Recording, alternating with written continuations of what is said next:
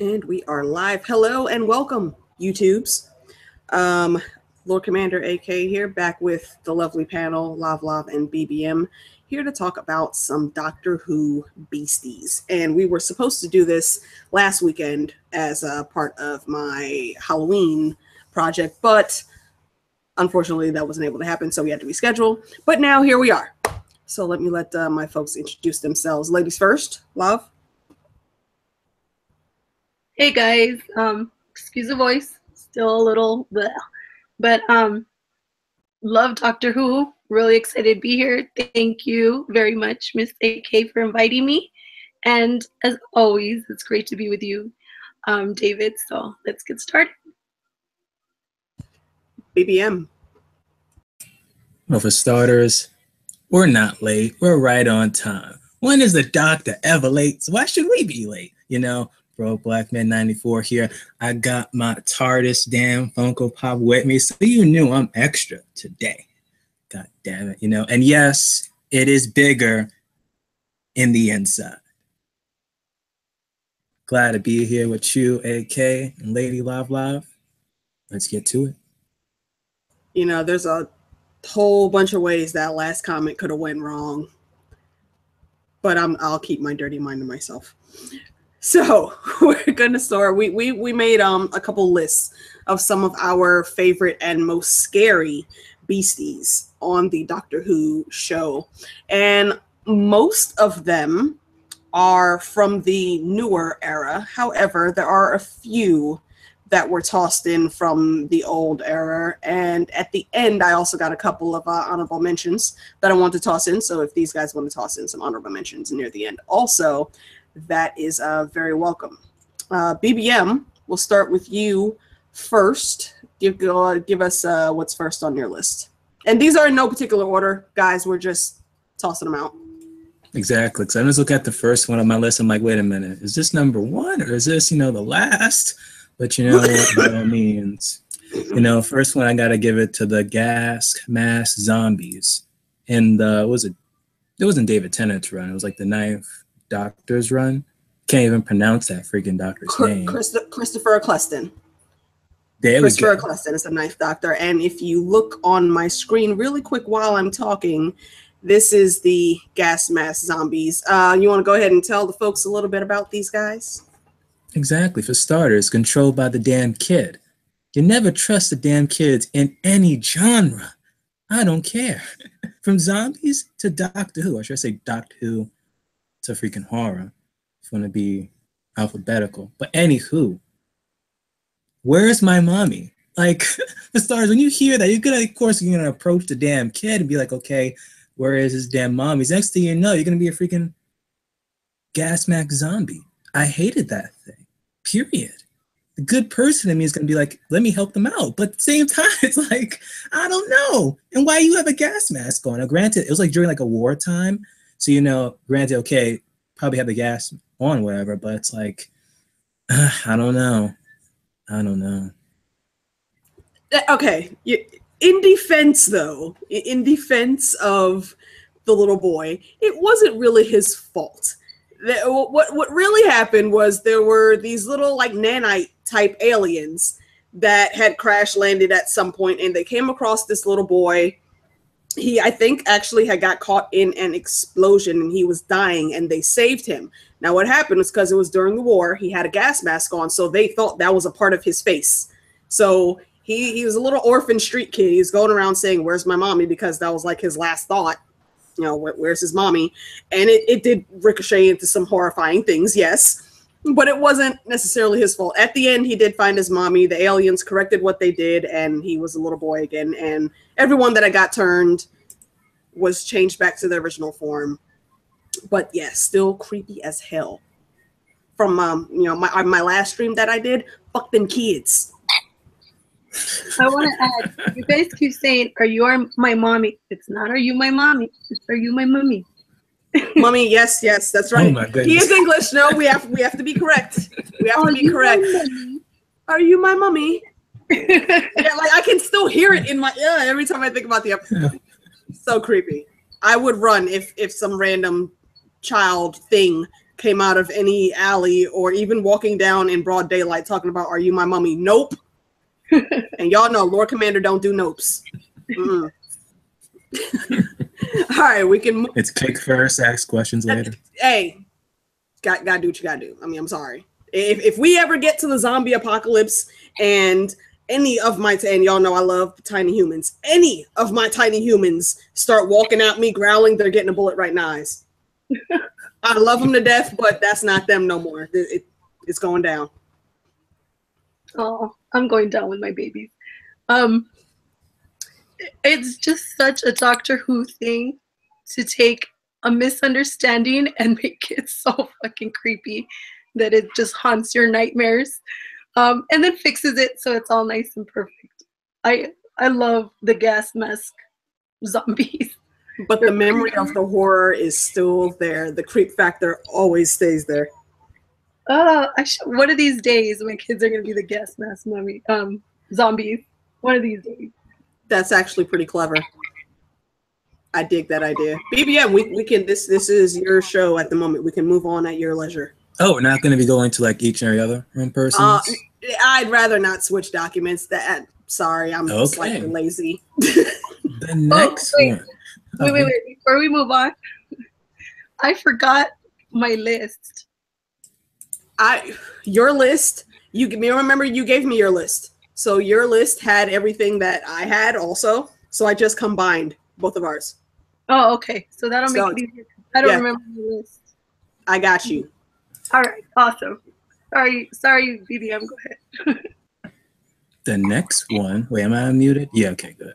So the next one is the Whispermen.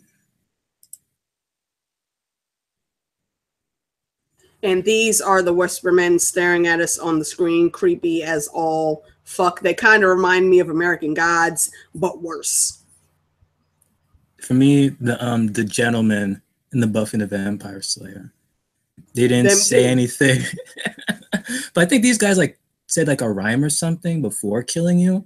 So it's like, damn. One, I already hate poetry as it is. So before just dying, it's like I gotta hear this damn rhyme and then die. So it's like it's 2-for-1 special there. But these guys dinner are and a show. You get dinner and a show, and then you die. Exactly. And these like part of, was it? No, it wasn't Capaldi. It was freaking the 11th Doctor. Matt Smith. Yeah, before, was it Jury before he died? No, I think it was like, no, it wasn't that Christmas one. It was before that. It was before Christmas, if I remember correctly.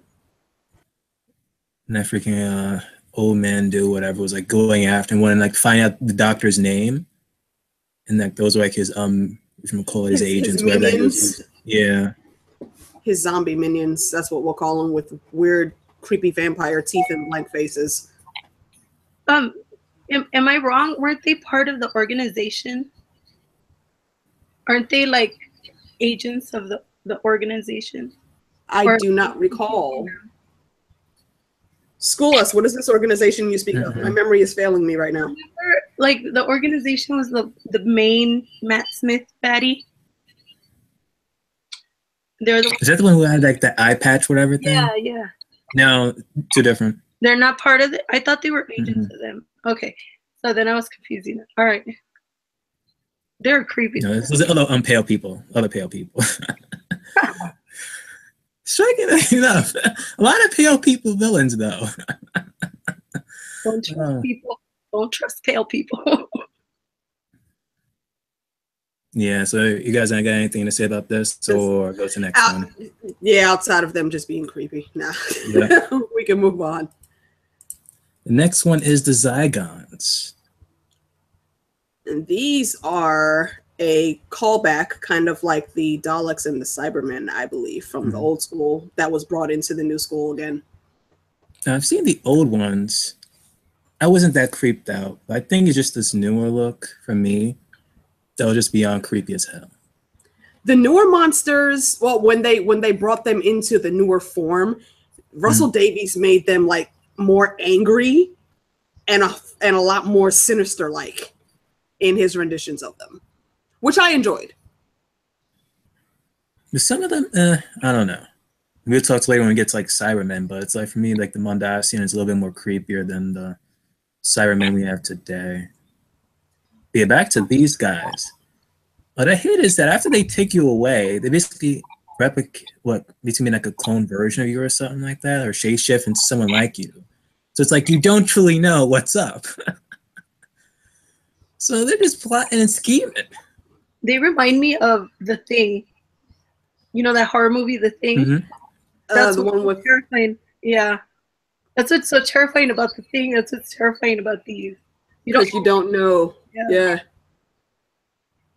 That's anything that can take over another thing is almost automatically the worst. How do you know? How do you know who you're talking to? Is it Exactly? I mean, because you know, there's always real subtle little tells. But if you're not paying attention, you're just talking. Like, heaven forbid anything ever happened, and I'm looking at a fake Enid sitting next to me. I'm not necessarily gonna know that's a fake Enid, and she lives in my house. She's like right there, right now, and she could jump up and kill me if it was a fake her, and that's horrifying. Yeah. But yeah, that's all I got to say about them. If you're good BBM, I'm good. Yep. My next one, the Weeping Angels. The Weeping Angels. Well. All right, hold on. Let me. Oh, we have someone else like right next. I can just talk about that. I think I may have included Switched them it? on my. Yeah, I think I put them on mine because it was a duplicate. All right, we'll talk about that on yours then. Okay, the Sandman. The Sandman is the next one from yours that I have up. Yes. Now this one, how they basically form is basically the eye crust. So it's like, okay. Oh, they did that. With these eye crust. Yeah. That's that thing they did So from like, the kids next door, where they were making their ones to make the freaking cheesecakes. Oh, it's so gross. It's so at the end of the episode, I think it's number 2, when he's still eating. Number 2, and he's still eating them, right? Like, dude, you know what they made the crust from. Why would you put that into your mouth? Ugh. So nasty. Oh, desperate. So, oh my. But it tells us, like, we know what's basically Jell-O or, you know, what's really a McDonald's chicken. It's like, we still eat it. We still do. But with these guys, it's like, just damn, I'm basically just fuel for these guys to basically be creative and run amuckus. Yeah. You know? And I had looked, I ended up just picking this picture for them, but there's a whole transition that they go through, and it's pretty disgusting looking. Yeah, don't get caught by the Sandmen. Just don't. Stay out of the desert. Doctor Who doesn't even let you take a nap in peace anymore. No, he doesn't. Now you wake up with some eye crusties and it's like panic time. Dude, you can't even properly clean your house anymore messing around with Doctor Who. And I'll explain that later on when we get to me and Lav's list. Now, let's see. The Dryads was the next one I had up on your list, BBM. Yeah. Now, granted, it was from the previous season, so I'm trying not to spoil like. No, go ahead. Go ahead, because I know nothing about these, so school me. But again, like it was like, again, it's kind of spoiled, but whatever. Space aliens, kind of like bugs, whatever. Kid finds them, just like whatchamacallit, the Gasman people. Innocents, they track, and shit goes to hell. But ones I hate about these, and they look like bugs, and I have like a fear of freaking roaches and stuff. So that just made it 10 times worse. And then they would freaking capture you and like make you part of the damn house. Yeah, like some of the pictures I saw, they were turning people into wood. Mm-hmm. Or like that. That's the worst. So not only are you a freaking bug bothering me and looking disgusting and insect-like, but you're turning me into an inanimate object and just putting me in a wall, basically. I don't appreciate that treatment at all. They're like reverse superhero. What are those wood insects? Termites. Mm. They're like if you turn termites into superheroes, and instead of eating the wood, they like turns you into wood. It's like the worst thing you could. That's even worse.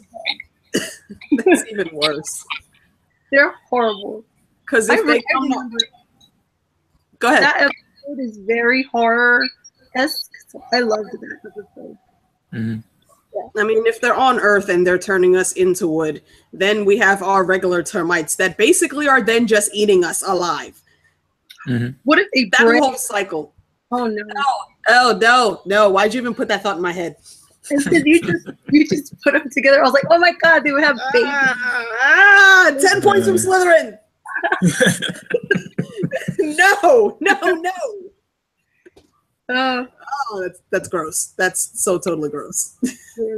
Oh yeah.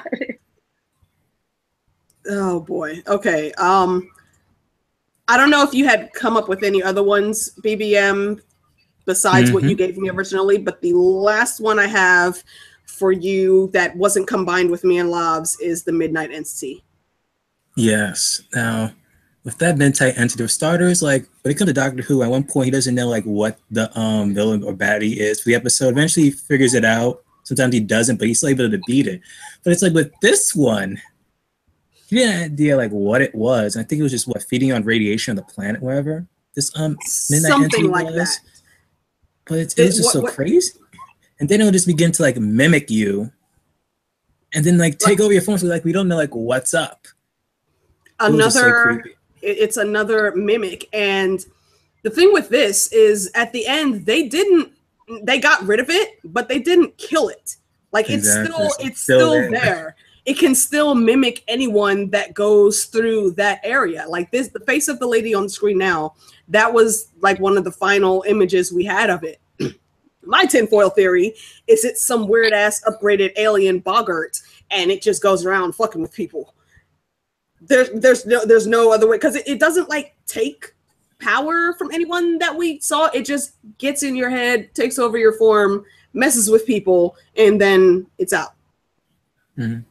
Like they basically just keep on repeating like certain phrases or whatever that you probably have already said until you have to like access something that's like, wait a minute, like why is he or she like repeating the same thing? So you have to be like on your guard there. It just like it doesn't do anything but make everyone around it panic.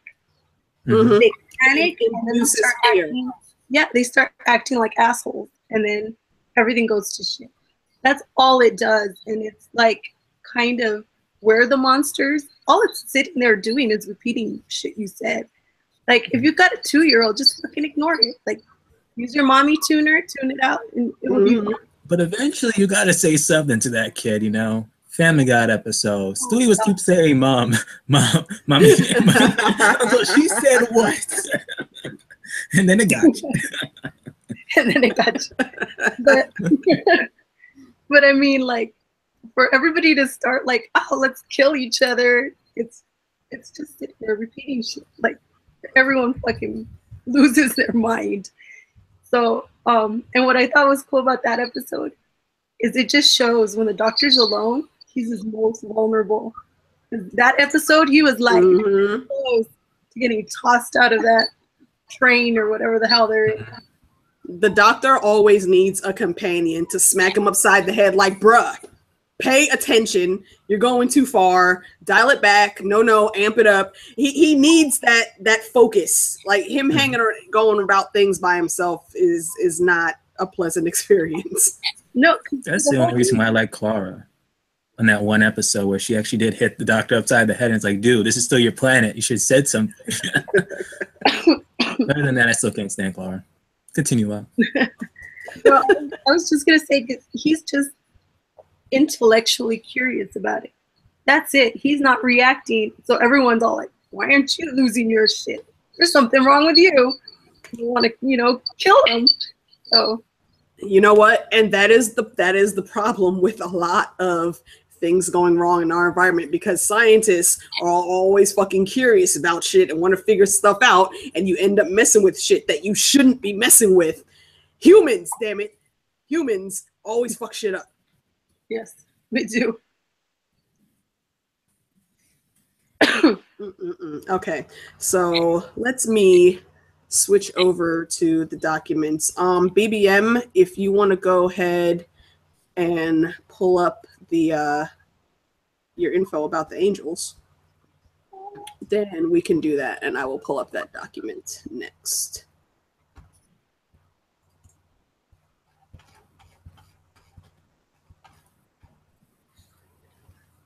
Meanwhile, if any of you guys got monsters you are afraid of, and I haven't mentioned in my list, but you do, let us know.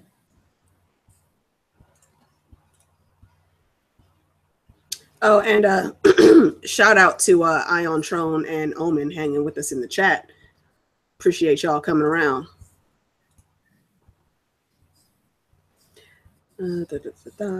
Custom area and move over. And here we have the bane of my bloody existence. The Weeping Angels. God, I hate them. For starters, they took away my Amian War. Automatically, you got a no-no in my list for that alone. And I know a lot of people don't even like Amian War, but no. They're my favorite by far. They're not my favorite, but I am sad that they had to die because of freaking Weeping Angels. Ugh. Don't turn around. Dude, yo, that freaking Blink episode, that I think was one of the creepiest. And there was only like a 30-second preview for that. And it was just the doctor saying, don't blink. Don't blink or you're dead. They are fast. Faster than you can imagine. Don't look away. Don't turn around. And don't blink. Good luck. That was and that was the only preview we got. And I'm like, what the fuck is going on here? And then we get to the beginning of the episode, and the two friends are walking around, and the one girl just disappears. And all we see is like there's a bunch of angel statues, and they're covering their eyes when we see them, because that's their thing. When you're looking directly at them, they can't move. They're locked. They're temporarily locked in stone. So they also can't be killed because they are stone. It's like the only way you can stop them is to position them to where they're looking at themselves, and then you can get away. But it's very hard to get them into that position. But the funny thing is, the doctor says they're like the only aliens or serial killers to kill you nicely. They basically zap you back in time when they touch you, and they feed off of all that temporal energy of what your life would have been. Okay. Which still kind of sucks. But so you're not dead, though. You're not dead, but you're displaced out of time, and you have no idea what to do with yourself. I mean, luckily, the girl that got sent back in the beginning, she was smart enough to say, okay, I need to leave a message for my friend to let her know what the hell is going on. So, like, her grandson, I think, shows up at the house at the exact same time later, like right after she disappeared. And he gives the letter to her friends, like, my grandma said to, give you this. You would know what it meant. And he stuck around, I think, for a little bit because he was curious about what the hell was going on, too. But yeah, still, love. It's like, imagine if Winds of Winter just comes out, and the next thing you know, an angel appears, you wipe back into the past, and you're not going to read Winds of Winter still. That is hard. Like, and you're being ripped away from your family, your whole life. That's horrible. That's exactly. You're ripped away from everything you know and love. You're alive, yeah, but what are you gonna do in the past? Specifically, like if me or BBM got zapped back to like 1933. The fuck you think is gonna happen to us? It's a wrap. My life would not be any better. You might not, exactly. You might not even survive back then. It's a wrap. Yeah, no. Well, actually, there she is. There she is. She still has her clothes on, so we're good. Hi, a little bit. Hi. Hey. Oh man, worst thing about the Angels though is they made me fear the Statue of Liberty, dude. For a New Yorker, that's horrible because that's like one of our main staples in our society. And the reason, and this is another credit to Russell Davies and how he takes little things from our world and he makes them the scariest shit ever. Amy asked the doctor why no one ever noticed that the Statue of Liberty was a weeping angel and could just come and kill people. Because someone is almost always looking at the Statue of Liberty. Mm-hmm. How perfect brilliant. is that? So freaking brilliant. Just that one little tidbit. I'm like, damn it, now I can't even go home and relax anymore. It's absurd. Meanwhile, I'm still here though, waiting for someone to start looking. Like you, and you just feel like because it's like the angel, they'll automatically know to come right to you. And you're gonna look outside your window, and they're gonna be right there waiting to touch you. Like that was one of the scariest parts when Amy and Rory were on the roof and they turned around and the huge Statue of Liberty with that huge monster face is just right there. It still gives me chills just thinking about it. Not cool. Tell me, wasn't there like a recording of an angel and it was just there and then like someone was like still looking at it, but then when they turned away, like look back, it was moving and it was moving. So Even like, on camera, even on camera, if you're looking at them and your eyes are not there, if you're blinking, it's moving every single time you blink, and it will come out that screen. Horrible, absolutely horrible. Sorry. That is exactly how I feel about them.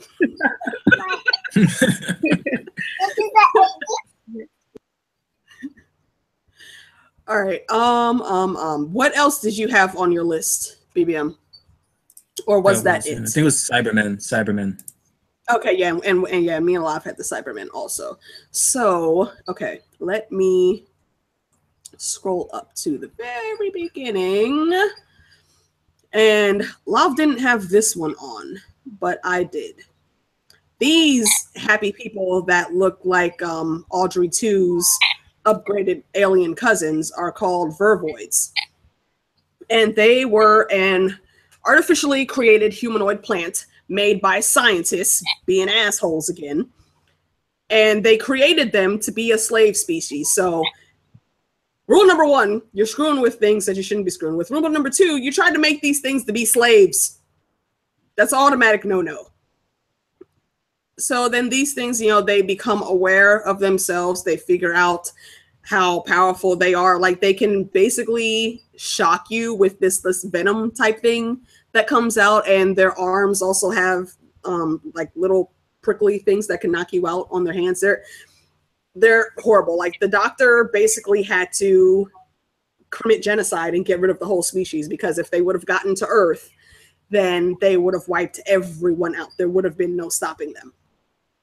So those are the Vervoids, and they terrify me. I've never been afraid of plants, but these things I want no part of.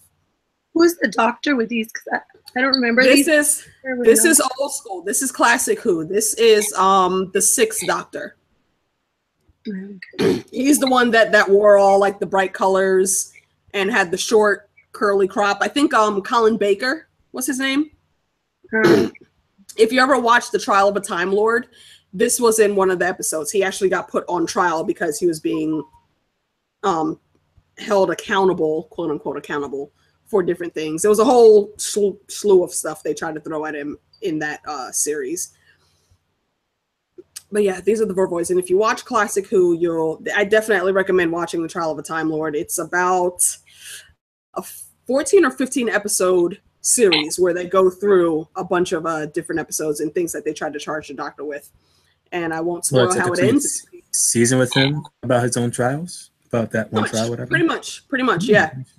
Yeah, it's very interesting. There's a few of his old companions that come back because of the way they he was charged with causing some of them to die, but there was things askew in the Matrix with how the story was being told, so he had to go in and figure out exactly what the plot was. Okay. But it's very, very, very, very interesting series. It's one of my favorites, I think, from Classic Who. The next one, Lav, I believe you had these guys on here too, the Sontarans. Do you remember them? Or maybe that was just on mine. I honestly don't remember. I think that one was yours. These guys. I love those guys. They're funny, aren't they? Yeah. Like, you want to talk about them, or you want me to go ahead? No, you go ahead. Yeah. Okay. the Sontarans are basically live for the fight. They're like, I don't want to say they're like Klingons, because Klingons I think are cooler. These guys just want to fight for whatever reason, just to prove that they're the baddest. And they don't procreate. They're actually clones of each other's. They have decent weapons. Their armor is pretty sound. The one physical weakness that they have is like a little point at the very back of their heads. And if you can get that, then it basically shuts them down. So that's one of the reasons they will never run from a fight, because they'll never turn their back on an enemy on the off chance that that switch gets flipped and they get killed. They're usually good at fighting people, but you know, of course, when the doctor comes in, if he has to take you out, he has to take you out. That's basically it. They remind me of like a gym coach that just is like super extra and doesn't know when to chill. Like that's what they remind me of. Every time 0 to 100 all the time, no chill for these guys. Like a gym coach that has you play dodgeball and it's like kill each other. You know what? You guys ever watch the Goldbergs? Mm-hmm. They're like the gym coach that's on that. Always going for the, you know, hit him in the face. All just, yeah. That's basically all they are. They live for the fight, no matter what. If a tissue falls on the floor and they don't like it, they're ready to pull a gun on you. No chill at all. Even when that one Centaurian was like, now like buddies with that other team with that lizard and whatnot. I think she's also on the season on some list. It's like even when he's like good, he's always talking about, oh, let's like kill our enemies, you know, and this and that. I'm like, dude. Right, yeah, and the Silurians are fighters too. But even them, they look at him like, if you don't sit your ass down and calm down a little bit, there's a better way to handle this. Yeah, and they were like so pissed off with David. Was it David? I think it was David Tennant. I think that's one of the first time I got to see him. He was so pissed because they were involved in the Time Wars. So yes. It was extremely even more. It was, so and once they got to Matt Smith's run, when they teamed up with like all of the big bads, that's when he got put into the Pandora box or something or other like that. Yeah. Well, anyway, people needs to smoke some mota. He's good. Right. Somebody needs to ship them a big batch of weirwood and let them have some chill. Yeah. Or then again, no, weirwood probably would be a bad idea, because then they'd start seeing shit and we'd really have some problems. Yeah, that's true. Yeah. They just need some good old fashioned weed or something just to sit the fuck down for a little bit. Just get it and lower just a little bit. Just a little bit, just a little tiny bit. They make Spartans look like little bitches. That's all I'm gonna say. Oh goodness, yeah. Spartans are like kids to them. They would probably look at Leonidas and like, the fuck is this guy? Yeah, they would laugh at Leonidas. Yeah, hilarious. Okay, let's see what's next. I don't think either one of you guys had these guys on your list. And these guys are the Stingrays. They were on one of the final David Tennant runs. I think it was like those last 4 or 5 big episodes with him when it was just him by himself. The Waters of Mars were one of those episodes too. These guys are found on the desert planet. I don't think we ever got a name for that planet, but they are full metal, and they're called stingrays just because their shape is like stingrays, but they're made out of all metal. They eat everything. And when they're done devouring all materials on a planet, they'll basically swarm around the orbit of the planet and create a wormhole so they can go to a new place and devour that. I think the doctor and a bus full of other people ended up getting caught on their desert planet, and it was a whole lot of tomfoolery to get through and get that. I don't know. Did you guys ever watch that episode? I did, but I can't remember how they got out of it. I remember the episode. I remember them fighting, and I remember there was one lady who I think saves them, but I cannot remember how they got out of it. If I remember correctly, the doctor like found some type of fuel source to get their bus up and running again, and he used the wormhole that they were creating to get everyone back. And I don't think he killed them necessarily, but I if I remember correctly, I think he just sent them someplace else where they wouldn't be a danger to life. But I don't remember. It's been a long time since I've watched that one, since I watched that episode. What I remember thinking when I watched this episode is, have you ever either read the short story or watched the movie of the Langoliers? Yes. Stephen King? That's what they remind me of. They devour everything. My child That's a good is dying, comparison. I promise. Yeah, the Langoliers is a very good comparison for them. So now, BBM, I think I'll let you talk about these guys, because we were just speaking about them with the Sontarans. These are the Silurians. Now, this picture is the upgraded form of them. They are a classic Who monster that was brought into the new era. BBM, go. Yeah, it wasn't like in the classic Doctor Who, like, I don't think their faces were revealed or so. They always had masks on, or we actually did see their faces. You know, we did see their faces. And okay. What do you remember about them? Yeah, well, now they're kind of good, or at least that one female is good. But before then, I believe was it David? Yeah, it was David Tennant's run, and they were like underground. They were basically just want revenge over, what was it, the Jurassic Earth or something like that. Yeah, period. Yep. They want to take it back. Well, see, that's the thing. They're not taking it from us. They're taking it back. They were the very first inhabitants of Earth, but they, for whatever reason, I think something was happening with their species. So to save themselves, they went underground, and they had this like really cool underground, and they put themselves to sleep for a little while. That's that killed the dinosaurs or whatever. I think that's what made them retreat or something.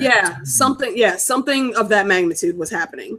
But at the same time, there were still a few that they left awake, and they actually had like mutated dinosaurs, like extracurricular germ warfare is what they used. They had electromagnetic barriers, heat rays, like their weapons array was freaking badass. How they didn't kill all the humans and take the world back, I really don't know.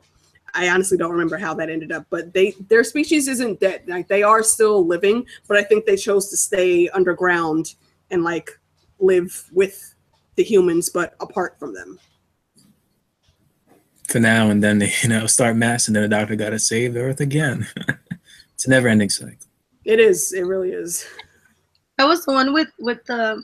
I'm sorry, I missed it because I had to run to the restroom, but that's the one with the mom, right? Who loses her mind and right away wants to kill them. Yeah. Yeah. It was a good episode, though. I really, while they are a scary species, I actually really enjoyed their species. I find them very interesting. Yeah. They're way smarter than us, so. Extremely so.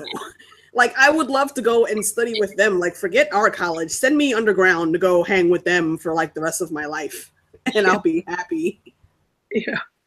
There's no way it would have ended up the way it ended up. Not without the Doctor anyway. No. Yeah, not at all. If this were an actual thing, yeah, the human race would be a wrap. Except for those like me that would admire them, and I'm like, yo, let me help you. Just let me live, and like, let me gather some folks that I know will be down for the cause, and y'all can do what y'all want to do, and we'll just chill. And like, you take all the other suckers out though, because humans are kind of horrible anyway. Just saying.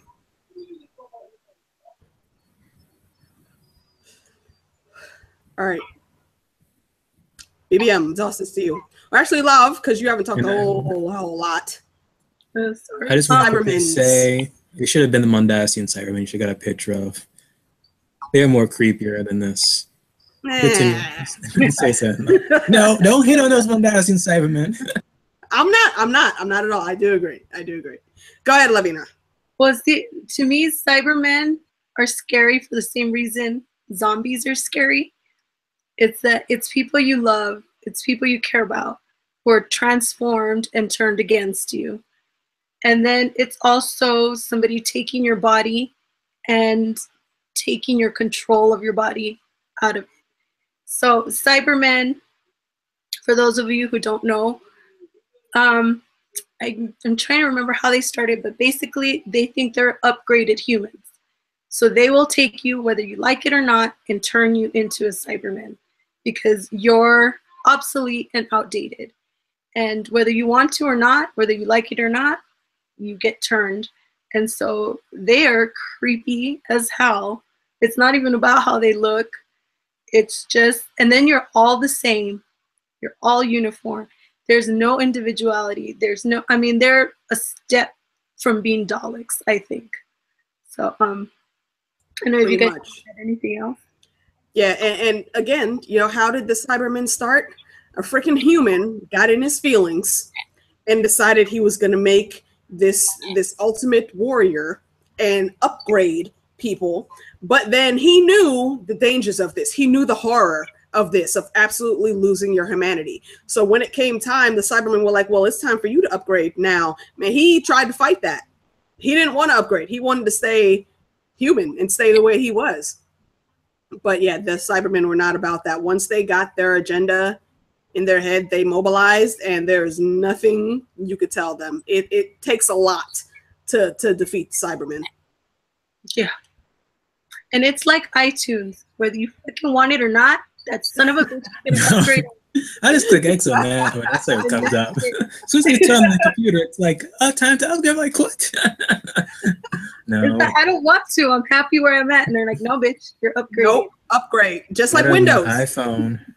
Just like Windows. You don't even have to accept it. Sometimes it automatically starts updating. I'm like, I didn't click the update button. Your update is ready. Your computer will shut down and restart in such and such time. Like, what if I don't want that? No, it don't matter. No. Bitch, you doing this, whether you like it or not. Yep. No choice. Oh. Yeah, that marks Cybermen for me among some of the worst in the Who series.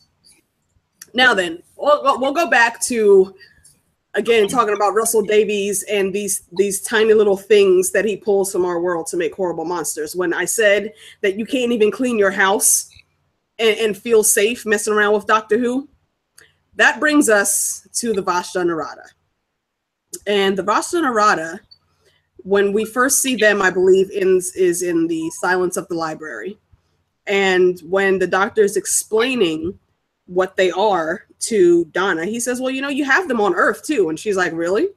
So yeah, you know, when like the sun's shining in through the window just the right way and you see those little flecks of dust, that's them. But they're not concentrated enough to do anything on Earth as they are here. Let me tell you what these little bastards do. They basically cluster up in the shadows. So, you know, always stay in the light. They cluster up in the shadows and they basically eat you alive. And it happens like that because they're always hungry and there's always a shit ton of them. And what ends up happening is they can then take over the skeletal corpse of the person they've eaten. And the only way you can really tell that it's one of these people that have been taken over is if you look at their shadows. They ended up having two shadows. And it's creepy as all hell. You guys go. I'm passing it back to you. Whoever wants to go first. I'm just going to say, Donna Noble has left the library. Donna Noble has been saved. When that happened, I was like... Episode, that's stuck in my head like on a loop. But how can I not love these monsters? First of all, they live in the largest library in the universe. And Very they true. Books.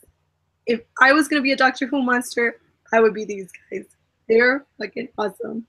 Yeah. And they're the stuff of nightmares. I love them. Yeah, and just a shout out to freaking our love of books. That damn library, it was a whole planet of a library, y'all. Like, the planet Earth is just one huge library. And I mean, there were like train systems. You can go to each different section and there's books upon books upon books of everything. Like, you could Google awesome looking libraries and none of them will compare to what this planet of libraries is. It's amazing. But yeah, Barcelona is scary as fuck. I would live. I would still live there. I would still try to live there though. I would go and I would risk it. I would have a shit ton of floodlights around me all the time. My own personal generator strapped to my back, so I am never in darkness. And I would be so in those libraries. Oh my goodness. It'd probably end up dying at some point anyways, but I think it'd be worth it. Die happy. I die reading. I mean, that'd be an awesome death for me. Excuse me. And Omen just said, like, the Citadel had a pretty cool library. And I agree with you, Omen. Because like something happened with their like was it the astronaut suits, whatever, and keep on like decreasing in power or something. Which suits? Oh, the ones that that River and her team had. Mm-hmm. Yeah, it was something was going on with them. I don't remember exactly what though. So those lights probably won't even work. Yeah, I will find a way. That's why I said I'd have my own personal generator strapped to my back. I would figure something out to go and visit the library planet. But here's the thing: the people that died there, they got uploaded right into the library's like core. Yeah, they made like their own personal worlds for them to put them in. Okay, my world would have been the world. They're like, this is win-win for me right here. I'm going to the planet. You go to a planet of books and then you get sucked into the books. But it's not real though. Even the chick who knew inside, she was like, this isn't real. Get out. She knew what was up. It was real and nice enough that the doctor left his boo there. So for now. For now. Until the day comes when he'll be like, I'm back. Right. What's gonna happen? And I will give a shout out to Donna Noble because her storyline was a bit tragic to me. She basically met the love of her life at that library, and because he had a stutter and he wasn't quick enough to call her name and get her attention at the end, he had to leave her, and they lost each other. They never meet up again. Like, oh, heartbreak. Yeah, Donna Noble's whole ending was just heartbreaking. So yeah, the one that forgot, and she didn't have a choice. She had to forget, or the memories would literally kill her. Her and her grandfather, I think, were two of my favorite companion. Oh yes, granddad. Yeah, granddad was so cuddly. Yes, cuddly granddad. He was awesome because he was kind of like that crazy old man in the neighborhood, always looking at the stars and talking about random conspiracies. But then she remembered that when she got in the TARDIS, she was like, look, I need you to go over this house for like 2 minutes. Let me wait for my grandpa, and then we can go. And when he saw her in the stars, he was like, yes, my theory's proven. I don't care if the world knows. My granddaughter knows I was not talking shit this whole time, and she's out there doing the damn thing. Yeah. So I really liked his character. Yeah. Although he was a bit tragic too. Mm. Because the end of David Tennant's line, like one of the things the Ood told him was like, you know, he'll knock 3 times, so he'll knock 4 times or something. And at the end, the doctor thinking, you're like, okay, things are cool, but then you hear this knock, and it's Wolf, and you have to look, you have to let him out. You forgot he was in there, you didn't go get him, so he had to get your attention. And he knocked 3 times, and that was the end. That was the beginning of the end. My granddad was so ready to just like, oh, well, just leave me here. I'm all right. Yeah, he was like, you know what? I've lived my life, bro. I'm good. I've had my adventures. Yeah, hell no, you're not staying in there, granddad. Get your ass out of here. Yeah. That tragic for both of them. Great characters, though. Great characters. Yeah. The Donna Noble run for companions. If any of you guys that watch this later, if you haven't seen it, go watch. Let's see. We got a couple more on the list here. We did the Weeping Angels. Fuck them. These assholes right here. These are, if I did have to put them in order, these guys are my number 1. This is the race called the Silence. And the Silence have been around on Earth probably for at least as long as the Silurians, I think, or just a little bit after the Silurians went underground. Basically, again, credit to Russell Davies for making small shit scary as fuck.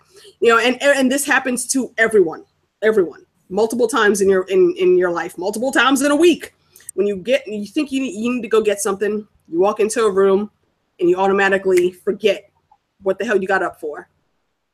And you go back out, try to remember, you remember again, you go back, and then you forget, just like that. Or you turn around and you're about to say something, words are out of your mind, you don't remember what you're about to say. This is because whenever you see a silence, they have this trick they do where they automatically make you forget that you saw them. So that lasts like 2 minutes of your life memory. So you're basically left standing there blinking, like, what the hell am I even doing in this room? Or why did I come in here to say anything?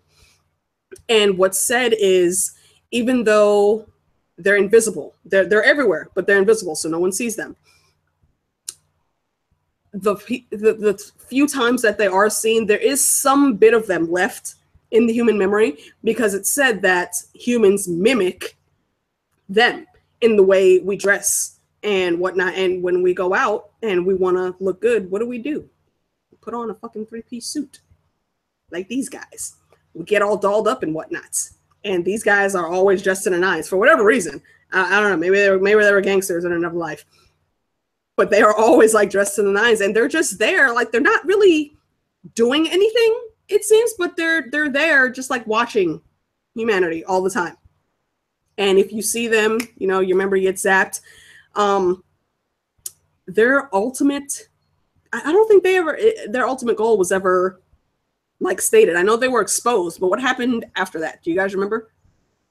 Like, what was it? I know that these people were working for the people with the eye patch. I know they used to work with them. That's what I recall. So, but I don't recall like their actual big goal though. I don't know. They're just there. Even when the doctor uncovered them, he was like, "Guys, remember, when the next time you see them, shoot them down." Then when you see people turning around, they're basically just there chilling. Right? Yeah, they're not hurting anyone per se, but they're just there. And like, and it was just so creepy, because when we got to one of those final episodes before they were exposed, we see River and Amy and Rory running around. They've got these marks all over these counts of 5 everywhere. And that's how many times that they were quick enough to mark themselves seeing a silence, but they still got their memories zapped. So it's just weird and mess with their head for that whole episode. I don't know. That's just creepy. Just to think that there's a thing just sitting there watching me and making me forget that I've seen it is very unnerving to me. So when you're on the toilet, just know you're not alone. Bruh, son. I mean, when you're in your room having your alone time, you're still being watched. You are not. It's not as private a moment as you think. First of all, I have to say my house is infested with the silence because I can never remember shit. I'm constantly walking all over this damn house. I'm getting work. That's why we can't remember where we put our keys. It makes perfect sense now. We find out where our keys were, but the silence is right there.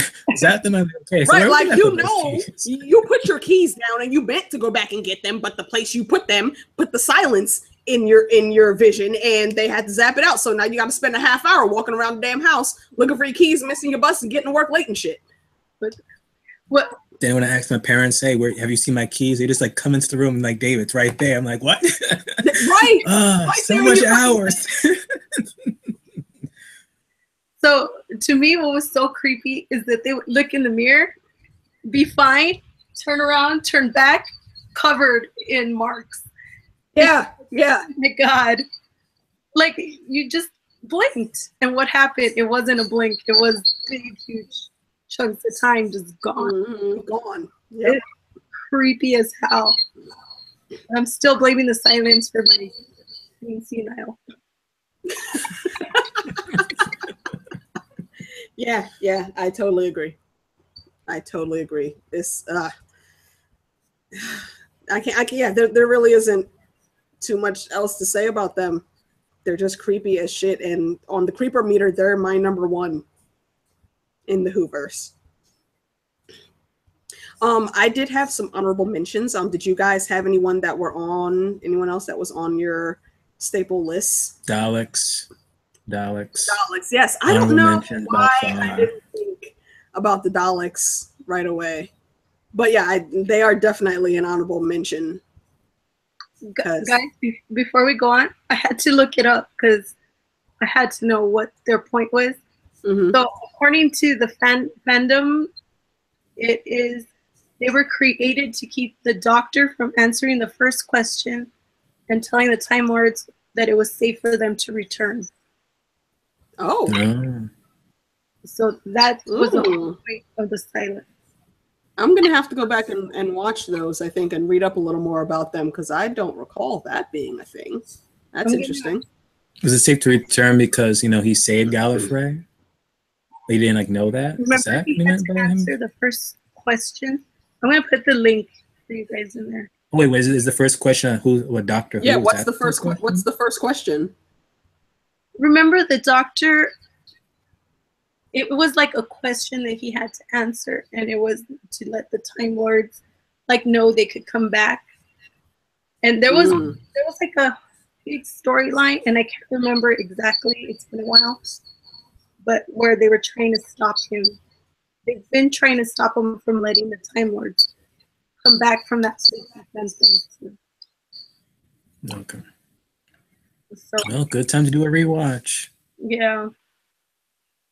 Yeah, BBM, if you got anybody else, go ahead, toss it out. I gotta step out real quick. I think those are the only ones, though. Yeah, for an honorable mention, has been the Daleks alone. Just one Dalek can defeat an army of Cybermen. It was gangsta. Oh my goodness. I want to do the adipose. That's my honorable mention. I love that. I don't recall them. It's the adipose are so cute. They are. You know what? They're not even really bad. Honestly, if you don't let too many of them drop from your body, you're actually fine. Oh, no, I remember. You're fine. I've got 15 adipose in me. There you go. 15 babies. Yeah, 15. There you go. Have them. Thank you. I'm thinner. I'm healthier now. I appreciate that. If you need to do this deal again another 10 years if I'm overweight, come back and I'll help you out. I'll give you some more kids. But yeah, I like the adipose. That's a good partnership that could have happened. It could have worked out if people just talked. This is one of those, we could have done a little compromise. That would have worked out well. You need kids every 5-6 years. We can help you with that. You take a little pill. For you guys that don't know, what the adipose are is they're little fat cells, pretty much. And you take this pill, and I think it's one a day, and you're not supposed to take more than one a day. If you do, that's when you really start ending up having body problems. But every night, a little piece of fat will pop out of your body, and it turns into this little baby adipose alien thing. And at the end of what was it, a week or so this was happening, their parents came and got them. Everybody got beamed up into the ship, and then they left. No wars or fighting needed to be had. They just had to come get the kids. You didn't need to make some secret operation for that. You could have went to all governments, and that would have been a thing everybody would have signed up for quickly. Yes, it was perfect. It was a perfect, everything, perfect you'll match. abuse it eventually, so it was a matter of time. And damn. It was 2 pounds or something like that. Yeah. You would lose at a certain time every night. 2 pounds just disappears from your body, and it was this little baby adipose. It would just run off. And they were so cute. Yeah, they were so freaking cute. Yeah, I enjoyed the adipose. That was a good episode to me. Yeah, it was fun. Could have worked out. That the Doctor did that on that one. I have to give him an X on that one, but other than that. Now, I can't recall this thing. Lady Cassandra always freaked me out for some reason. The Skin Lady from Omen and Lone Chat. Which one was this? Which one was the Skin Lady? Refresh my memory. The last human, right? She's the last human. She's the last. Oh yeah. I remember her. Yeah, she was just that weird stretch of skin. Yeah. She was gross. And then they got to spray her down so that she doesn't turn into. Oh no. Yeah. All kinds That's, of stuff. dude, if it gets to that, man, just let me go. That's not an existence I want, man. She's like this stretch skit with these two hot guys just spraying her down. Right, and I mean, she can't move, can't really even do anything. Just let me go, bruh. That's not an existence I would want. No, me neither. Now, my first honorable mention is the Jadoon. The Jadoon are kind of like the space police, but what they really are, a better term for them, I think, is the sellswords of space. They're a highly trained army police force, but they will go and police for whoever pays them. Is basically their deal. I could say they're almost like the Sontarans in how they go about with the military, but they have more morals than the Sontarans do. Like if they're given a mission and they will follow the mission to the specific parameters of that mission. They're not trying to hurt anyone. They're just going to go in and they will quarantine an area if they need to extract who they're looking for, and then that's it. Everybody else can go free at the end. But they are harsh with the extraction sometimes. That's about it. Are they like a race of like Boba Fett's or something? Well, they're not clones. At least as far as I know, they're not clones. But yeah. I mean, but besides that, yeah, that's a decent comparison. I think it was like the first Martha Jones episode we see them in. Yes, yeah. The first Martha Jones episode when it was right after the regeneration of David Tennant to David Tennant. Like the doctor chose to keep that form, and he ended up in Martha's hospital. Mm-hmm. And he had to like hide with human DNA, inject human DNA into himself or something so he could hide from them once he figured out what they were looking for. So yeah, that was an interesting episode. And that began my love of Martha Jones. I know a lot of people don't like her because she had a crush on a doctor. I think that's a stupid reason not to like her character. Her character is pretty awesome. I say she's cool, but it's just that doctor didn't care about her. He was just still caught up on freaking Rose Tyler. Yeah. He was. But as you go through Martha's storyline, and not just that first season, I think she was in for all of season 3. She comes back in cameos in a lot of the episodes after she is a companion. She actually works for UNIT for quite a while. And if you guys really know your Who lore, UNIT is pretty awesome section of the British military. I don't know. There's nothing wrong with her character. She's in a lot of great episodes. Because I mean, she's in the Weeping Angel. She's in the one with the Master. Yo, when the Master hemmed up the doctor, like legit had the doctor in a cage in a little frail, tiny state. Martha was rolling around Earth for a year by herself, no weapons, being hunted by Cybermen.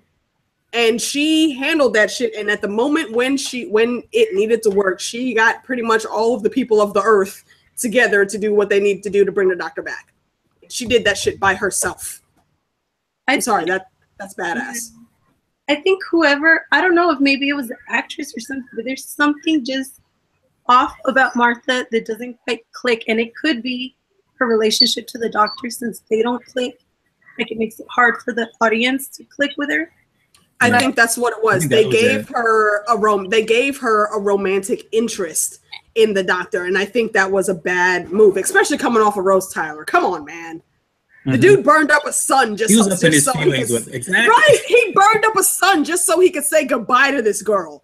He basically left her his human twin because he didn't want her to be without him. I mean, come on. You can't have another chick come in who and make that part of her character so large as is her crush on the doctor after you have a character with a connection like Rose Tyler. I think that was bad on the writer's part. If you take that part out though, everything else, which I do, I don't pay attention to that part. Everything else about her character is fucking awesome. That's what you kind of see. Like after that, they try to like stop shipping, you know, the companions with the doctor. You know, that's why with Donna, she was just a friend. And Amy that's why we got had Rory and Rory. Even though it was like at times like she did kiss the doctor, but that was just at the wedding issue, you know, that Manaro issues. But it went back to Rory, and then with Clara, immediately Peter Capaldi, before even going on, he was like, "Yeah, nothing's happening between us." Exactly. Right. The only thing that they gave him after that was River, and that was a really long, well thought out plot, just like with Rose. So that worked.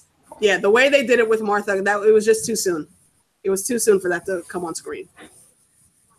I think he wanted to show that he was still pining for Rose, but it was just, it screwed over her character. But since we're talking about Martha, we can talk about the family, because that's one of the Martha episodes. Yeah. Talk about that, because I don't remember that much about them. So that one's a family of blood, and they're like this psychotic family that is out to kill the doctor.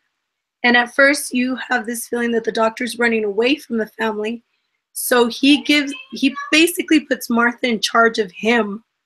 And he tells her, this pocket watch will turn me back into a Time Lord. Right now it's going to turn me into a human. And that's how we're going to hide from this family, which is father of mine, mother of mine, daughter of mine, and son of mine. And we're going to hide here in this boarding school. And if they find us, then you got to turn me back into the doctor, so we can defeat them. And he gives Martha complete control over his life. Hold on, real quick. Was that the one when she had to be like his servant? Yeah. Stay close to him? Okay. They're like in the 30s or something. Yeah, right? yeah, I remember now. Okay. And it's another way where they screwed over a character, because you're like showing that he has enough trust in her to like put his life in her hands. But as a human, he totally forgets her. He completely she has to fight tooth and nail to get him to listen to her when she realizes the family's there.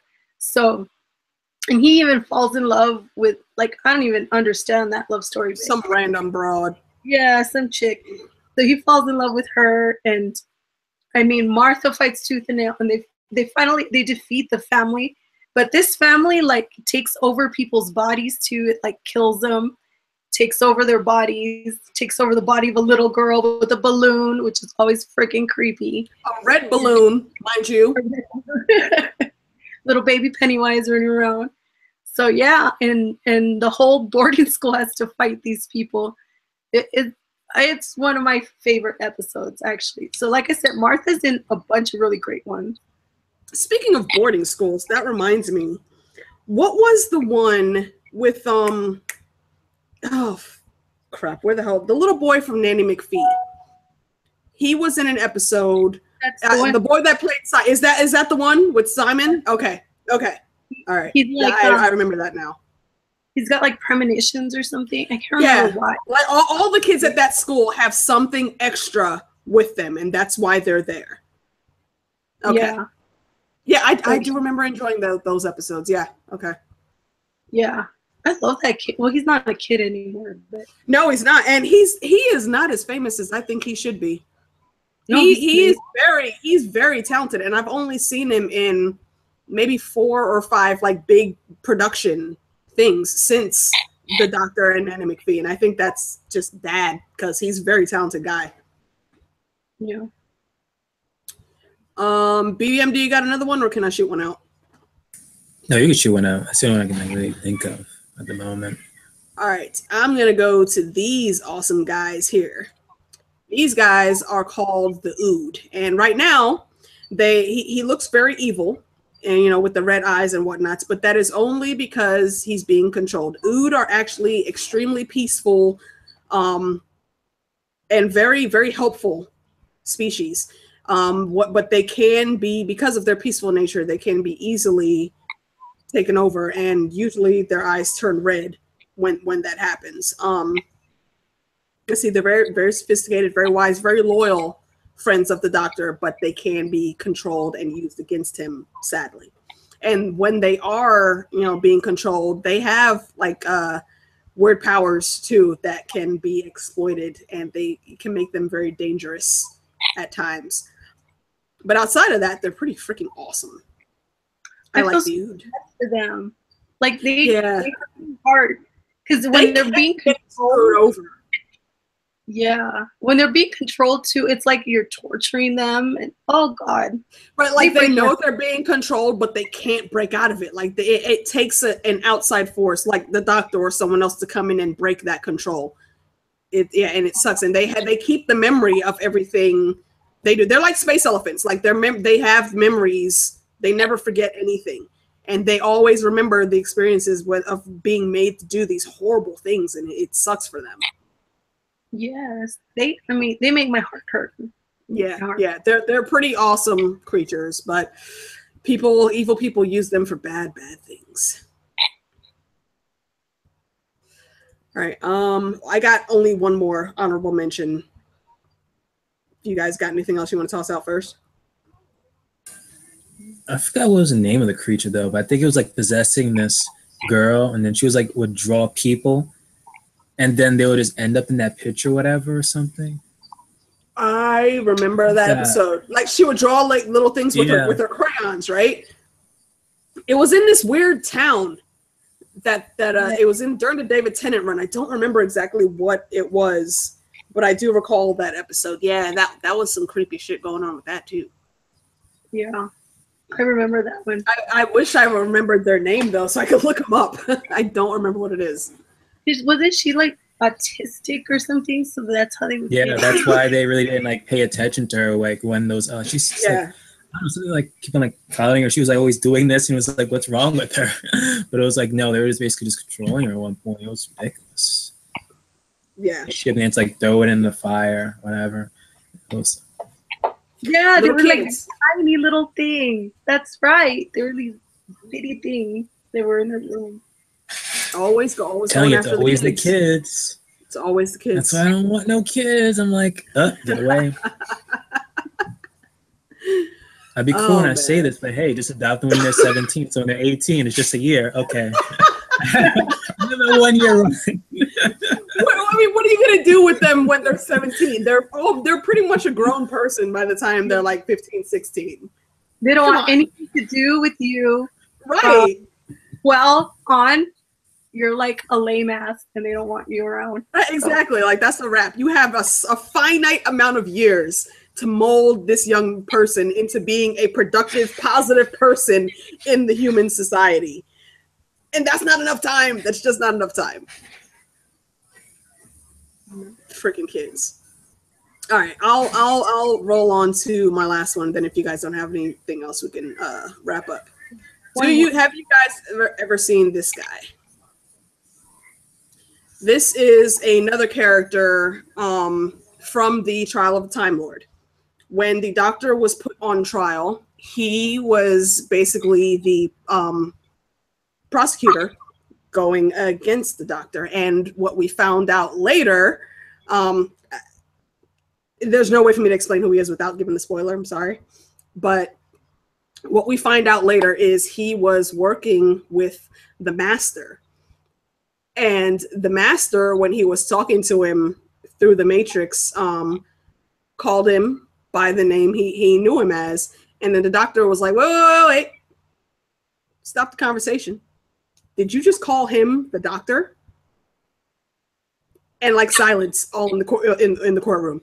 This guy, the Valyard, is basically the Doctor's evil form.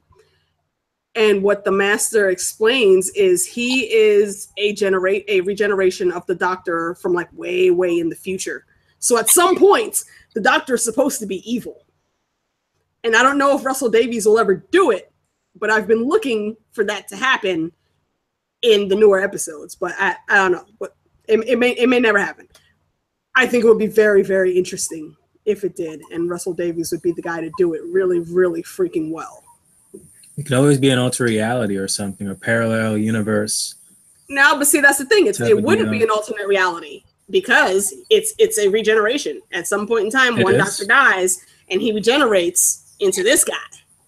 Mm. Well, the Doctor has been slipping a little if you pay attention, so maybe they are headed that way. It'd be cool. I would be very, very like I'm behind on a few seasons of the Doctor, but if this character came up, if the evil Doctor came up, I would catch up and be on it like that. Because I would love to see that. I mean, the Doctor can be harsh in his most positive. Has been like in his most positive, yeah. In his most positive form, he can be very, very harsh and brutal. If he was doing that shit with malice, though, how many cool stories do you think we could get on that? Like something would happen. They could bring back like one of his companions. Something freaking awful happens to them. I could see that just like flipping the switch on it because he's been like holding on to like his goodness just barely because of everything he's gone through. So like if they would bring Donna back and something horrible happened to her, or Rose. You know what? I got one better. Wait, am I frozen? Oh. No. Okay, no, my screen froze for a second. Yeah, you froze for me. Okay, sorry. But I was gonna say if she was still alive, if they brought back Sarah Jane, because I think Sarah Jane is probably the only one that he had the most emotional connection to besides Rose.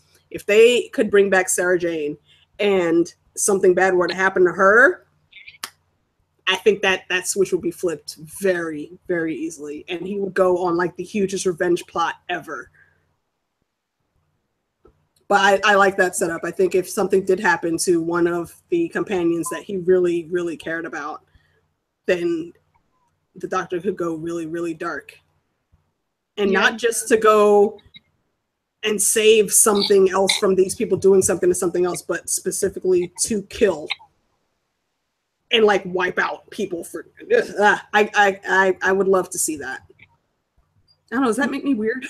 Like I want to see the Doctor as a villain. I think it would make some cool, interesting stories. Yeah, definitely. All right, but that is all I have for my Doctor Who bestiary. I'm just a fan of sci-fi, and I think Doctor Who it's the longest running sci-fi TV show that's ever been. It spans from way back in like the 60s. If you go and look it up, it has a very interesting history.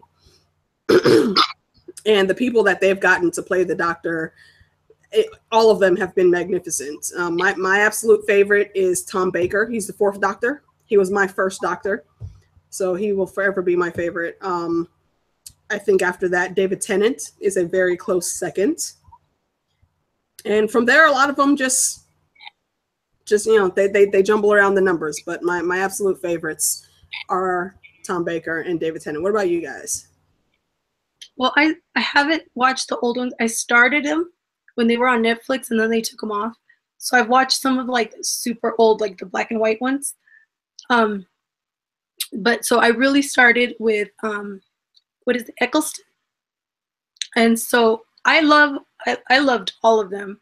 I think I guess the only thing I could say out of all of them, probably Matt Smith was my least favorite, but he's still like I still love him. So he was still very good. He was still very good, but I agree with you. I think that's when I started falling off a little bit, was with him. Yeah. It got a little much, like he was too perfect or something.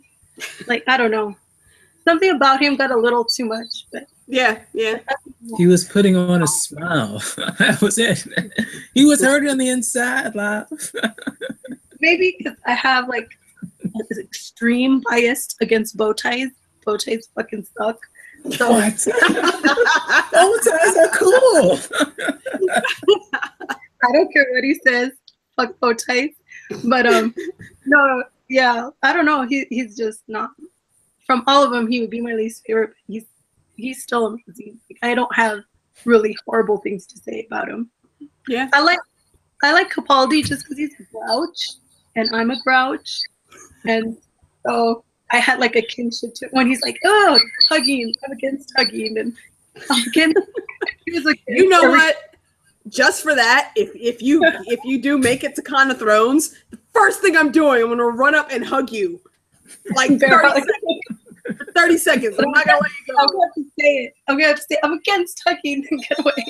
And I will get a whole bunch of other people to hug you at the same time. People that I don't even know, and it's Con of Thrones, so you know people are gonna do it. So you be prepared, young lady. But yeah, I love Capaldi was such a grouch, and I'm such a grouch, so I love that bit about him. But yeah, David, I love it, and then I love David because he was just very well rounded. He was, yeah. But then I love Eccleston because he looked damaged. So I don't know. I love them all. He was the hurt doctor. Like he was trying to get himself back together. Like you could tell even when he met Rose, like he like was drawn to her, but he wanted to stay away and like keep her out of a lot of stuff. But it worked out. I liked him. I was kind of sad when he was leaving after just one season, but David Tennant was a good one to put in place. And then his goodbye and Tennant's goodbye, I think, were like the most heartbreaking. I don't want to go. I don't want to go. Yes, that was David Tennant's. That was extremely heartbreaking for me. I'm like, we don't want you to go either. Don't go. And then the Ninth Doctor was heartbreaking for Rose because she was like, no, like I'm attached to you. I don't like you changed your face. What is this? I don't get it. So yeah, it was cool. I thought those two were really well done. Mm-hmm. They were a good follow-up. I was really, really hoping at some point, just because the Doctor has always, even since way back in the classic series, has always wanted to be a ginger. When they started talking about finding a new Doctor, I was like, hello, Rupert Grint. Rupert Grint, he's right there. Go get him. He would have been perfect. But no. I don't think I really care that they made the Doctor a lady. I mean, Time Lords have spoiler. How's that a spoiler? It's people in the live chat. That information has been floating out for months now. Months. How do you not know that? How does no one know that? The new Doctor is going to be a woman. And a lot of people are up in arms about it. I honestly don't care one way or the other because Time Lords have frequently been men or women. It's just the way they regenerate. The Master has already been a woman. I mean, it just isn't something I care about. Nah. As long as the storylines are good, I can watch. I don't really like it, mostly because of the, like, I feel like it's like forced or something, and it's like kind of like a PC agenda that I'm just like, you don't need to do it like that. But I think I would have been a lot cooler with the Doctor being a girl if they had at least made her a redhead. God damn it, you couldn't have made her a redhead. You know who there was one person that was in the running that they didn't go with that I would have been extremely excited about if they would have. I don't remember her last name, but her first name's Michaela. If you've ever watched the show Chewing Gum on Netflix, the star of that show and creator of the show, actually, she was in the running from some of the interviews that I read for it, and she would have been excellent. Like if you just see how she plays her character on Chewing Gum, hilarious. Go watch that damn show. Everyone go watch that show. Like as soon as we go off air, go watch it right now. You will thank me later. You'll giggle for like the whole 2 seasons. That's on Netflix. Is she a redhead? No, she's actually a is she West Indian? I don't recall, but she's a dark-skinned female. I don't recall exactly where she's from, but she would have pulled the role off. I can tell you that. Michaela Cole, yes, thank you, Omen. Thank you. Michaela Cole, she's freaking awesome. Well, like, I don't really like that they made him a female because I think it's kind of like this bullshit PC stuff. But I'm still going to watch because if they do it well, they do it well. If that's all I'm concerned about. If the stories are good and they can make it work the way they did the Master being Missy work, I'm fine. Just don't give her a bullshit storyline and make people hate it even more. That's just stupid. That's what I'm scared of. I'm scared because like all last season they started dropping these little things like, oh well, we're above like gender stuff and all this, and I'm just kind of like don't be political about it. Don't be political. Yeah, that's what I don't want them to do. Yeah, this is my thing. And then like kind of trashing men a little bit, and this is my thing. I'm like, you don't have to knock someone down to build yourself up. And there was a little too much of that going on, and so that's what has me kind of worried. But I'm like, if you guys can do it, look, they did it with Missy without that bullshit. Like, she didn't have to knock the master to be Missy. Right, so I'm like, right. Do it like that, I'll be on board, you know? And it wasn't even, they named her Missy just because, you know, she could have went with the name the master still. But either way, you still looked at her and the things that she did and you knew that's the master. Yep. Like, even though she had a different name. That was fucking amazing. Yeah. So and actually, that's another honorable mention that should have been on the list. The Master. The Master is like the Joker of Doctor Who. The Master's character from way, way back. Like, he's been around since the classic Who days. He's like the ultimate villain / best friend of the Doctor, and their whole storyline from the classic Who into the newer Who is freaking amazing. When they first introduced him was during the Martha Jones run, and he wasn't a big deal, but what was going on in the Martha Jones series was the next prime minister election, and what we found out later was the prime minister that was people were voting for was the Master. But nobody knew that until Russell Davis wanted us to know that. And then we were like, holy shit, he's been there the whole time scheming in the background and no one knew. The Master's definitely it's freaking brilliant. Like the Joker to Batman. He's yeah, that was perfect. That was a perfect analogy. I freaking love the Master. How can you not love the Master? He's evil and horrible and freaking awesome all at the same time. He's the perfect anti-Doctor. So think about that. And then think about what the evil Doctor could be. That was hilarious. When he turned into the Master. Yeah. Yeah. Everybody on Earth is the Master. It was like it was Mr. Smith in the Matrix. Yeah, like you, and you too. Yes. That was awesome. He's there like chopping vegetables. There's so many things to be enjoyed in the Whoverse, man. If you guys aren't up on your classic Doctor Who, check it out, because then a lot of the things that you're seeing in the newer series will make so much more sense once you see where it originated from. And Russell Davies and the showrunners now do a great job with telling the stories that they want to for the updated verse, but they have little subtle tie-ins for those classic watchers like me. And it just, I applaud. They do great freaking work. That's all I got, y'all. This was the wrap up to my Halloween things, which hopefully I'll be able to do better next year. You know, I had some folks flop on the project, and I wasn't able to do the long span of days that I wanted to do. But thank you again to my folks that did come through: Johnny Irish Wildling, Lady Love, and my brother Lord of Last Herf, Tony. Check all their channels out.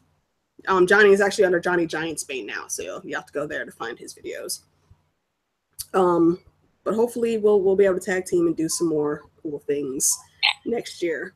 And I'm coming up in the next coming weeks. We will likely be talking about Stranger Things. So if you're a fan, set your notifications. And oh shit, Manaro has entered. Is there a Manaro in the chat room right now? My lady, thank you for stopping by. Although you're coming in at the end. But we love you anyway. I miss your face. It was the Weeping Angels. She knew the Weeping Angels was coming. Speaking of, it's Manaro's turn to pick her book for oh, yeah, that's right. Book club, Manaro. You're up. You got to let us know what you want to do. pick something awesome. But you guys got anything else to add on to the honorable mention list, or can we go on ahead and wrap it up? No, I'm still surprised I didn't even come up with the master. Yeah, I didn't think of it until the end either. I wouldn't say the master's creepy, but it's just the perfect villain, one of the perfect villains, period. It's just like the perfect villain. There were times when I'm thinking that, is that really the doctor himself? But then it's like people are like, no, that's just someone else. They was like, all right. But later on, never know, you might just regenerate to that very first master. Then like, knew it. Then you guys, if you could keep Manaro and her brother in your thoughts. I'm glad he is on the up and up. I know he's still got a ways to go, Manaro, but you guys are in my thoughts and prayers. Stay up. But yeah. Okay, I think that's definitely our sign to cut out. So we are going to go ahead and wrap up, guys. Thanks for joining us. Omen, Manaro, Ion, appreciate you guys coming in and chatting with us. We'll be back. I don't want to say next week, but within like the next couple weeks. Like I said, we are going to talk about Stranger Things. So set your notifications, hit them up. I'm not sure whose channel will be on first, but we will put the information out there when we get it figured out. So let's go ahead with the outros. BBM, let's go with you first this time. Wow, no ladies first? Okay, so once again, thank you for having me, AK. The one who was the breaker of trolls. The one who doesn't give a fuck about those damn little kids. The one with the fedora. The one who's still iffy about the 100, but she's still on Team Lexa. Again, always Team Lexa. Oh, and again, good to hear from you too, Love. Love the conversations. I've been dying for a Doctor Who stream. The moment I heard that both of you two were fans, I was like, let's hurry up with this stream already. And it's been postponed and postponed and postponed. And finally, it's like the Doctor in Orient Express. It's like he's been dying. If he's supposed to be going on that friggin' express train for like many moons, and finally he went. So finally the stream happened. Indeed. My lady Lavina. Hey guys, well, as always, it's amazing to be with Miss AK and BBM. And I have my last like ghost story video coming up. I was gonna edit it and have it up on Halloween, and I realized a big chunk of video was missing. So I had to reshoot that, and so I'll get it edited and up. It was my full body apparition story. But that's all I've got planned. I cannot wait for the Stranger Things stream. So as soon as we can get that done, I can't wait to be there and talk with you guys. So thanks everyone. Thank you for inviting me. Oh, it's always a pleasure to hang with both of you guys. And actually, that reminds me, I was supposed to do a random ghost story, or well, spooky, creepy story. So it's short, so I'll just tell it here real quick if you guys don't mind hanging for a couple minutes. So I call Fridays like my fun night because I don't work weekends. So Friday I come home. If I'm not doing anything, I'm usually sitting on the couch, you know, having some drinks, flipping channels, playing video games, randomness. And this particular night, I may have been a little tipsy. You know, there might have been some werewoods involved, maybe. But I think it wasn't even like any type of weird bewitching hour. I think it was only around like 11 o'clock or something. And I'm sitting half sleepy, and I just randomly like heard my name being called. And you know, like the mom in Pleasantville, how she just sounds so chipper and happy. Like that's what it sounded like. It was like, you know, Alicia, are you there? Are you with us? We're waiting for you. Snapped out of my freaking sleep like that. Like, and I didn't notice it before, but my head was laying back and my eyes were closed because as soon as I heard "we're waiting for you," my head like snapped up and I opened my eyes. I'm looking around my living room like, what the fuck just happened? So the first thing I did was I grabbed the remote to see what was on, to see if maybe, you know, there's just some random character that was talking about another character in the movie named Alicia, and it was a commercial on. And it wasn't anything on the guide that like said anything about, you know, character named Alicia. So I'm like, okay, I'm gonna put this out. Go ahead, put these drinks back in the fridge because I don't need any of that for the night. And yeah, it's spooked like the whole rest of that weekend. Actually, I think the next day I went over to my mom's house and was like, yeah, I need to be around people. Some shit is afoot and I don't know what the fuck is happening. But yeah, and that's just one random, you know, random shit happens with my family like a lot. Another small tiny tidbit. Multiple times I've been in my mom's basement, sleeping. My cousin, one of my cousins have said she's had this experience too. And we'll hear like a bunch of people upstairs talking, moving around the kitchen, and we'll go up there and like no one's there. Everyone's asleep in their bedrooms. And when that happens, usually I just hurry up and flick on every light on the way to the bathroom and hurry up and do, and then run back down to the basement and jump under the covers.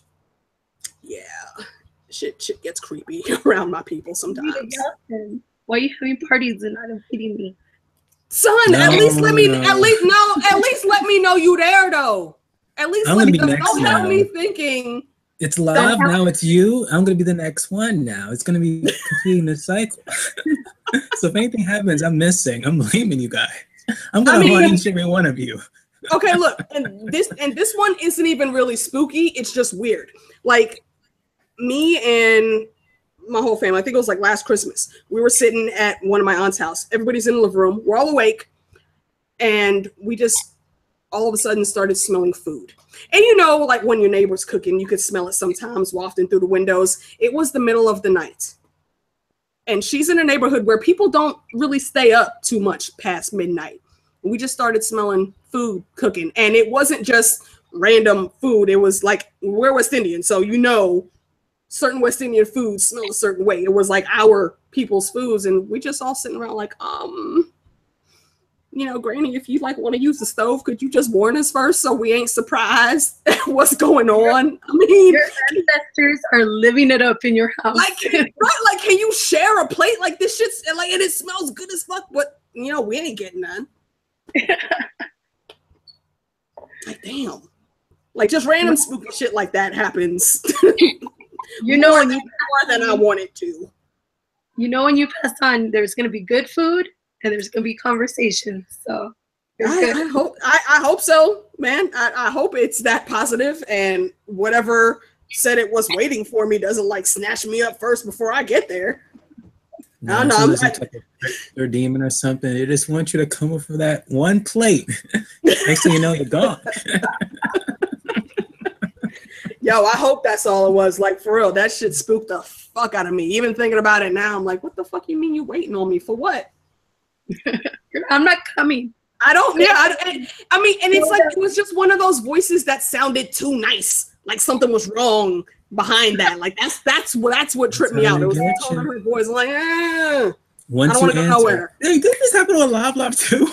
Where like, our father, so like they thought that he was like walking by or whatever, and yeah, I acknowledged it. Oh yeah, see that's the thing. I didn't say anything. I remember hearing it, but I didn't answer. So yeah, yeah, your friends walking around actually thought they were talking to your pops. I've never had that. He talked to the thing. The thing didn't talk to him. Yeah, I'm good. Because my dad ignored him. He turns around. There's like nobody there.